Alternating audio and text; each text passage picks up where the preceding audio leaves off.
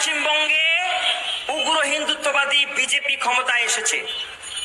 এই উগ্র হিন্দুত্ববাদী দল বিজেপির নেতা কুভেন্দু, এই কুভেন্দু অধিকারী সে প্রকাশ্যে বাংলাদেশ বিরোধী বক্তব্য দিয়েছে, মুসলমান বিরোধী বক্তব্য দিয়েছে, মুসলমানদেরকে হিন্দু হওয়ার দাবি জানিয়েছে। বলি কুভেন্দু তুমি মুসলমান হয়ে যাও।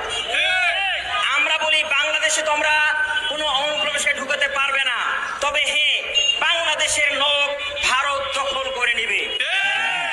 তোমরা অনুপ্রবেশ করবে না, আমরা প্রবেশ করব, আমরা ভারত দখল করব ইনশাআল্লাহ।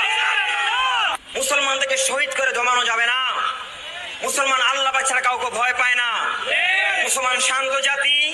একবার ফুঁসে উঠলে এই কুভেন্দু, এই মোদি, এদের সরকার এটাকে উৎখাত করবেই, সমস্ত মুশরিকগুলোকে নিশ্চিহ্ন করে ফেলবে ইনশাআল্লাহ।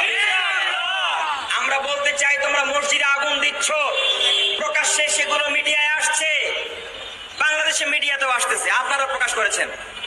মসজিদ পুড়িয়ে দিচ্ছ, মুসলমানদের শহীদ করছো, ঘর বাড়ি পুড়িয়ে দিচ্ছ, দোকানপাট পুড়িয়ে দিচ্ছ, গোস্তের দোকান ভেঙে দিচ্ছ, এগুলো করার অধিকার তোমাদের নাই।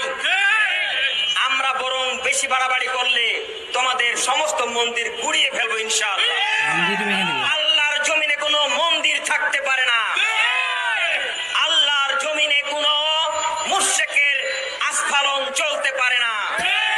সমস্ত মুশরিককে পৃথিবী থেকে নিশ্চিহ্ন করা হবে ইনশাআল্লাহ। ভাই এই ভিডিওটা শুধু একটাই বলবো, শুধু ভিডিওটা শেয়ার করে দাও, কমেন্টে বলে যাবেন জয় শ্রীরাম।